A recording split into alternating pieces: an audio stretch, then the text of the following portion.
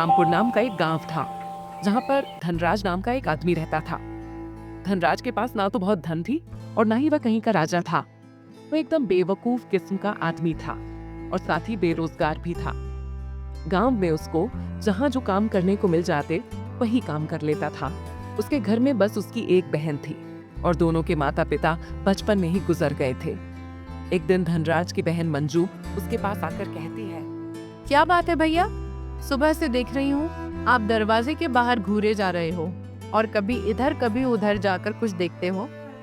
क्या परेशानी है आपको?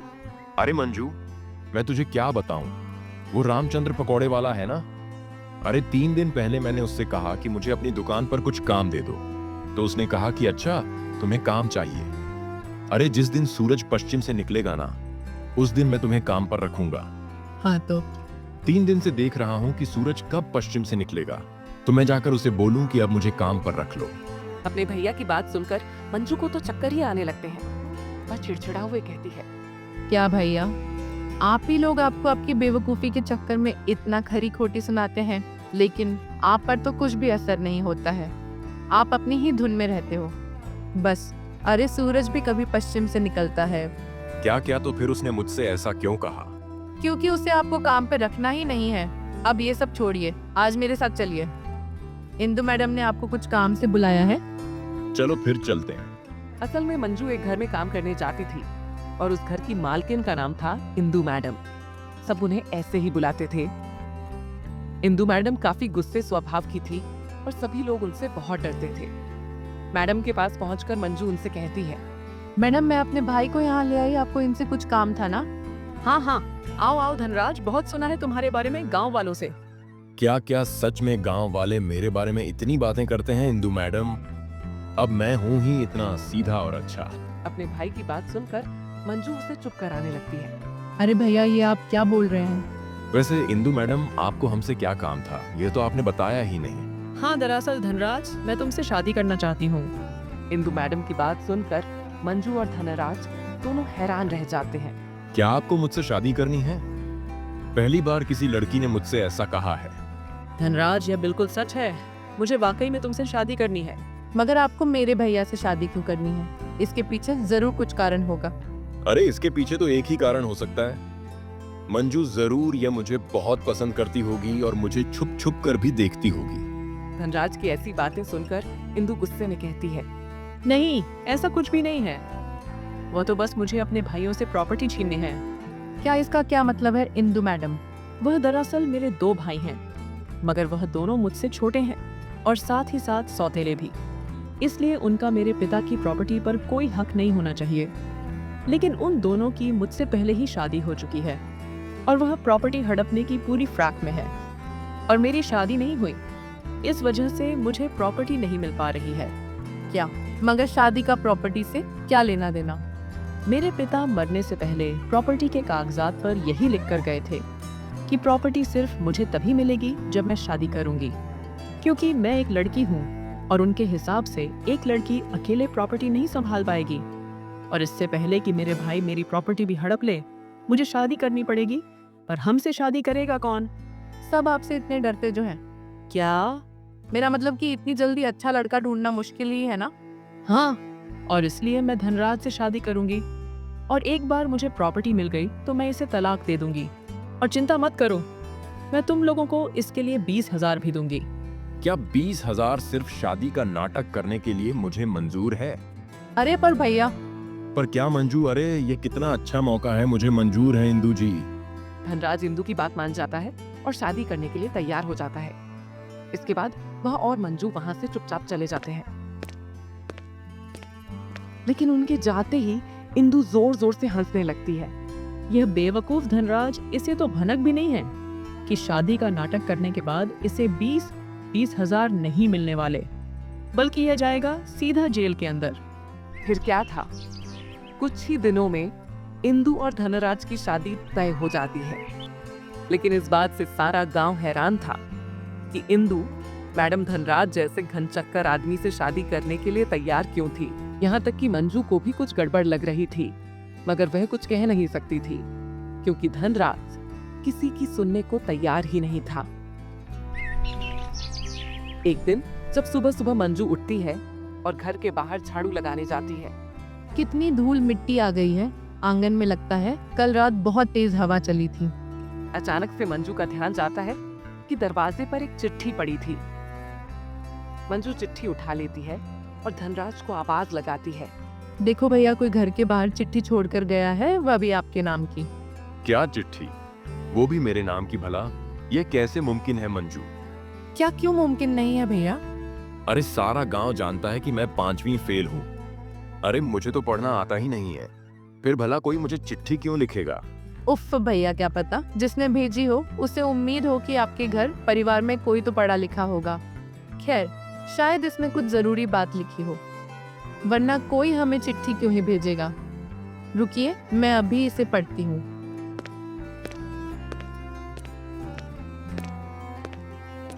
लेकिन धनराज मंजू से चिट्ठी ले लेता है और उसे कूड़ेदान में डाल देता है।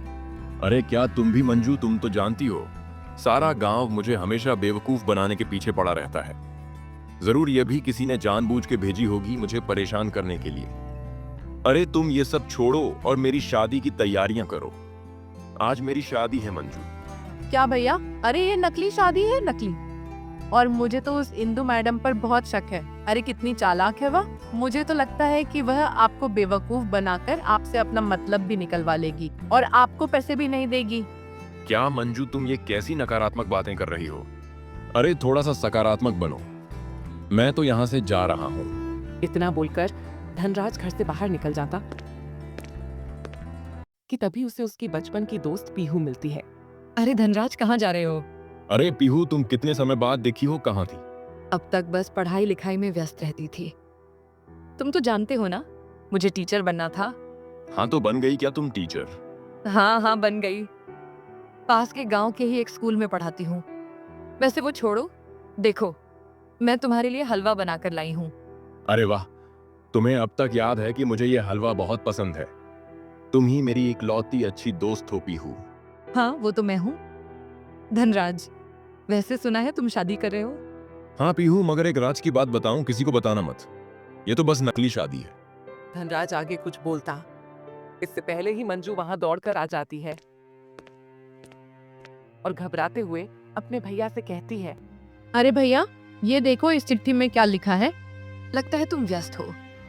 धनराज, मैं फिर आऊंगी तुमसे मिलने। अभी चलती हूँ। अरे पीहू, रुको तो सही। धनराज रोकता है, लेकिन पीहू वहां से चली जाती है। धनराज गुस्से में मंजू से कहता है, क्या मंजू, देखो पीहू तुम्हारी वजह से चली गई। मैं कितने दिनों के बाद मिला था उससे। अरे भैया, इस चिट्ठी में लिखा है कि वह इंदु मैडम आपसे शादी आपको फंसाने के लिए कर रही है। क्या इसका मतलब क्या है मंजू? मतलब ये है कि एक बार जब इंदु मैडम से शादी हो जाएगी और प्रॉपर्टी उसे मिल जाएगी, तब वो आपको किसी न किसी झूठे इल्जाम में फंसा देगी और जेल के अंदर डलवा देगी, जिससे उसे आपको पैसे भी नहीं देने पड़ेंगे और उसका सारा काम भी निकल जाएगा। मंजू, क्या ये सच है? मैं अभी जाकर इंदू जी से पूछ के आता हूँ। अरे भैया, कहाँ जा रहे हो आप? जैसे वह इंदु मैडम आपको सारा सच बता देगी ना। अरे वो बहुत चालाक है और आपको अपनी चिकनी चुपड़ी बातों में फंसा लेगी। तुम सही कहती हो मंजू, मगर अब हमें क्या करना चाहिए? और आखिर ये चिट्ठी लिखी किसने है? वही तो नहीं पता भैया, किसी ने भी इस पर अपना नाम नहीं लिखा। बस इतना ही लिखा है कि किस तरह इंदु आपको धोखा देकर फंसाने वाली है। और हाँ, ये भी लिखा है कि ये चिट्ठी आपके किसी रहस्यमय साथी की तरफ से है। क्या रहस्यमय साथी? मगर वो रहस्यमय साथी कौन हो सकता है? मंजू, मैं तो इस नाम से किसी भी आदमी को नहीं जानता हूँ। उफ भैया, ये किसी का नाम नहीं है। ये सब छोड़िए, पहले चलकर हमें इंदु मैडम को बता देना चाहिए कि हम ये शादी नहीं करने वाले हैं। हाँ ठीक है, चलो मंजू। दोनों भाई बहन इंदु मैडम के घर जाते हैं। इंदु शादी की तैयारियां करवा रही होती है। अरे क्या बात है, तुम दोनों यहाँ इस वक्त क्यों आए हो? क्या तुम्हें नहीं मालूम कि शादी से ठीक पहले दूल्हा दुल्हन एक दूसरे से नहीं मिलते हैं? माफ करना दुल्हन मैडम, लेकिन ये शादी तो नहीं होने वाली है और हम आपको यही बताने आए थे कि हम ये शादी तोड़ रहे हैं। चलिए भैया। इंदु को यह बात सुनकर बहुत धक्का लगता है। वो गुस्से में बोलती है, क्या तुम्हारा दिमाग खराब है? क्या तुम मुझे मना कर रहे हो? मैं तुम दोनों को छोड़ूंगी नहीं। वैसे मैडम, मुझे तो कोई खास दिक्कत नहीं थी आपसे शादी करने में, मगर यह मेरी बहन ने एक चिट्ठी पढ़ ली और तब से उसने जिद पकड़ ली है कि वो यह शादी नहीं होने देगी। इसलिए मैं भी मजबूर हूँ। अपना मुंह बंद कर मूर्ख आदमी, तुझसे तो मैं बात ही नहीं कर रही हूँ। आया बड़ा मुझे मना करने वाला। अरे मुझे क्या तुझ जैसे मूर्ख से शादी करने का शौक है? नहीं, मैं तो बस तेरे जैसे बेवकूफ को थोड़ा और बेवकूफ बना रही थी। गलती से इंदु मैडम के मुंह से गुस्से में सच्चाई निकल जाती है। सब उसे ही देख रहे थे। अच्छा, तो ये बात थी। देखा भैया, उस रहस्यमयी साथी की बात एकदम सच निकली। ये इंदु मैडम आपको बेवकूफी बनाने वाली थी। अब चलिए यहाँ से। मंजू और धनराज वहां से वापस अपने घर चले जाते हैं। इसी के साथ धनराज के उस रहस्यमयी साथी की वजह से वह इंदु मैडम से बच जाता है और वह अपने लिए नया काम ढूंढने में लग जाता है। अगले ही दिन काम की खोज में धनराज एक मिठाई की दुकान पर पहुंचता है। सेठ जी, यहाँ कोई काम मिलेगा क्या? अरे तुम तो धनराज हो ना, बहुत सुने हैं तुम्हारे बेवकूफी के चर्चे। अरे नहीं नहीं मालिक, मैं बेवकूफ नहीं हूँ। आप मुझे एक बार काम पर रख के तो देखिए। मैं काम बड़ी ही मेहनत और लगन से करता हूँ। अगर आप मुझे काम पर रख लेंगे तो बड़ा अच्छा होगा। धनराज की बात सुनकर दुकान का मालिक गोनू सोच में पड़ जाता है। उसके दिमाग में खिचड़ी पकने लगती है। वो सोचता है, तब से दुकान में ज्यादा फायदा नहीं हो रहा है। अब से मिठाई में मिलावट और ज्यादा बढ़ा दूंगा और सारी मिलावट इस बेवकूफ धनराज से करवाऊंगी, जिससे अगर कभी मैं फंसा भी तो अपनी जगह इसे फंसा दूंगा। क्या सोचने लग गए मालिक? अरे कुछ नहीं धनराज, मैं तो सोच रहा था कि तुम्हें नौकरी पर रखे लूं। तुम्हें मेरे साथ मिठाई बनवाने में मदद करनी पड़ेगी। बोलो ठीक है? अरे वाह, धन्यवाद मालिक। तो फिर तो मैं कल सुबह से ही काम पर आ जाऊंगा। हाँ हाँ जरूर, सुबह जल्दी ही आ जाना, बहुत काम रहता है। कल फिर क्या था? अगले दिन सुबह ही सुबह धनराज गोनू की मिठाई की दुकान पर पहुंच जाता है। उसे देखकर गोनू बड़ा खुश हो जाता है और उससे कहता है, अरे आओ आओ धनराज, देखो ये बूंदी है, इसमें ये सफेद पाउडर मिला दो और फिर इसके लड्डू बना दो। और हाँ, ये जो घी देख रहे हो ना, इस घी में ये एक डिब्बा तेल भी मिला दो। फिर मुझे इस घी से लड्डू भी बनाने हैं। क्या मगर मालिक ये? अरे धनराज, जब तुम्हारे पास दिमाग है ही नहीं तो तुम ज्यादा अपना दिमाग मत लगाओ। बस जितना मैं कह रहा हूँ उतना करो और फिर दिन खत्म होने पर मैं तुम्हें 200 रुपए दे दूंगा। क्या पूरे 200 रुपए? हाँ हाँ, तो फिर तुम खुद ही सोचो, एक महीने में तुम्हारे पास कितने रुपए हो जाएंगे? यह सुनकर धनराज सोच में पड़ जाता है। अरे पूरे 2000? क्या तुम भी धनराज? अरे हाँ मालिक, 2000 ठीक है। फिर मालिक मैं जल्दी से काम निपटा देता हूँ। फिर क्या था? बड़ी ही चालाकी से गोनू धनराज से काम करवाने लगता है। वह धनराज से मिठाइयों में मिलावट करवाता है, लेकिन उसकी मिठाइयां खाने से गांव के लोग बीमार पड़ने लगते हैं। और एक दिन अचानक से गोनू की दुकान पर पुलिस आ जाती है। धनराज चिल्लाते हुए गोनू को बुलाता है। मालिक मालिक जल्दी आइए, हमारी मिठाई खाने पुलिस आई है। पुलिस यहाँ मेरी दुकान में? हाँ मालिक, और क्या अपनी ही दुकान पर? क्यों गोनू सेठ, सुना है तुम मिठाइयों में मिलावट करते हो? नहीं सर जी, मुझे तो इस बारे में कुछ पता ही नहीं है। जरूर इस सब के पीछे इस नौकर धनराज का ही हाथ है। आप मेरा यकीन मानो क्या, मगर मैंने तो कभी कुछ किया ही नहीं मालिक। हमें पता था गोनू की तू यही कहेगा, मगर हम असलियत जानते हैं। हम जानते थे कि तू इसे फंसाने वाला था, लेकिन अब हम तुझे गिरफ्तार कर लेंगे और तेरी यह दुकान तो हमेशा हमेशा के लिए बंद हो जाएगी। इतना कहकर पुलिस गोनू को गिरफ्तार करके ले जाती है। लेकिन धनराज को कुछ भी समझ नहीं आ रहा था। लेकिन तभी पुलिस का एक आदमी उसके पास आता है और उससे धीमी आवाज में कहता है, वह तो अच्छा हुआ कि तुम्हारे उस रहस्यमय साथी ने हमें पहले ही इन सब के बारे में बता दिया, वरना वह गोनू सच में आज तुम्हें फंसा ही देता और फिर तुम लंबा अंदर जाते। इतना कहकर पुलिस वहां से चली जाती है और धनराज इस बारे में सोचता सोचता वापस अपने घर आ जाता है और चारपाई पर बैठकर सोचने लगता है। उसे इतना परेशान देखकर मंजू उसके पास आकर कहती है, क्या हुआ भैया, ये वाली नौकरी भी हाथ से चली गई क्या? हाँ मंजू, चली तो गई, मगर आज एक बड़ी अजीब चीज हुई है। क्या हुआ था भैया? धनराज मंजू को सारी बात बता देता है। क्या फिर से वही रहस्यमय साथी आखिर है कौन, वह जो बार बार आपको बचा रहा है? वही तो मुझे भी समझ में नहीं आ रहा मंजू। कहीं तो क्या भैया, कहीं कहीं? ये मेरा कुत्ता टोनी तो नहीं? भैया ये आप कैसी बात कर रहे हैं? टोनी को मरे हुए 3 साल हो गए हैं। हाँ, पर मंजू टोनी ही तो था जो मुझसे इतना प्यार करता था, हमेशा मुझे दूसरों से बचाता था। हो सकता है कि उसका पुनर्जन्म हो गया हो और अब वो मेरी मदद कर रहा हो। भैया, अगर उसका पुनर्जन्म होता भी तो वह सिर्फ 3 साल का होता भी, और भला एक 3 साल का बच्चा आपकी मदद कैसे कर सकता है? जरूर ये कोई और है जिसे आपकी बहुत फिक्र है। हाँ, तो कहीं ये तू तो नहीं है? नहीं नहीं, मैं नहीं हूँ भैया। मैं तो खुद सोच रही हूँ कि ये सब कौन कर रहा है, तो आखिर ये है कौन? धनराज और मंजू बात ही कर रहे थे कि तभी वहाँ पर पीहू आ जाती है। मंजू, धनराज, कैसे हो तुम दोनों?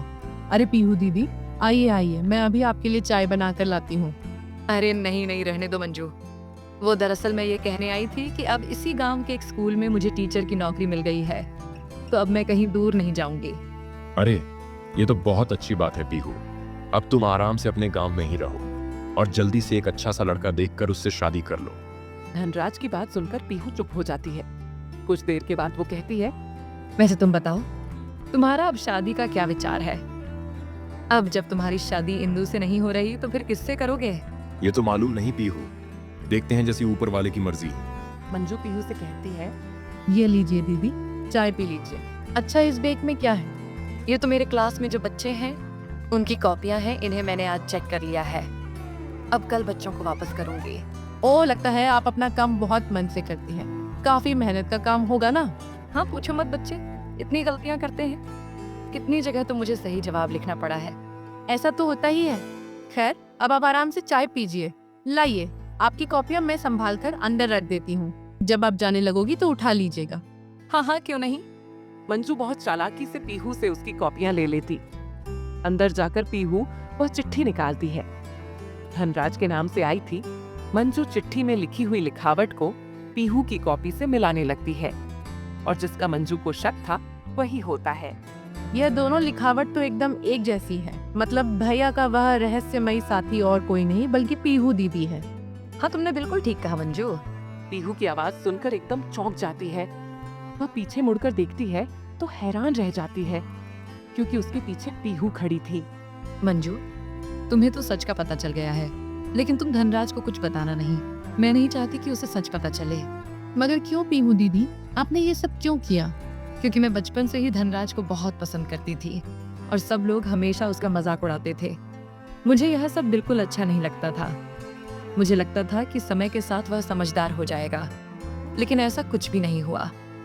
फिर मैंने यह ठान लिया कि मैं उसका रहस्यमयी साथी बनकर उसकी मदद करूंगी। क्या तो फिर अब आप भैया को सच क्यों नहीं बता देती? क्योंकि अगर मैंने उसे बताया तो धनराज को लगेगा कि मैंने उस पर तरस खाकर उसकी मदद की, जबकि सच्चाई तो यह है कि मैं उससे प्यार करती हूँ, वो भी बचपन से, और मैं लोगों को कभी भी उसका मजाक उड़ाते हुए नहीं देख सकती। वाह पीहू दीदी, आपने तो सच्चे प्रेम की परिभाषा बता दी। लेकिन अब आगे क्या होगा? क्या आप भैया को कभी नहीं बताएंगे कि आप ही वो रहस्यमयी साथी हैं? हाँ, अब आगे कुछ नहीं होगा मंजू। मैं हमेशा इसी तरह से धनराज की मदद करूंगी, उनकी रहस्य में ही साथी बनकर। मगर दीदी, इससे बेहतर तो यह होगा ना कि आप भैया से शादी कर ले। मुझे तो लगता है वह भी आपको पसंद करते हैं। उनमें बस इतनी बुद्धि नहीं है कि सामने से आपसे शादी के लिए पूछे। क्या? मगर अरे मंजू पीहू, तुम दोनों यहाँ किसकी शादी की बात कर रहे हो?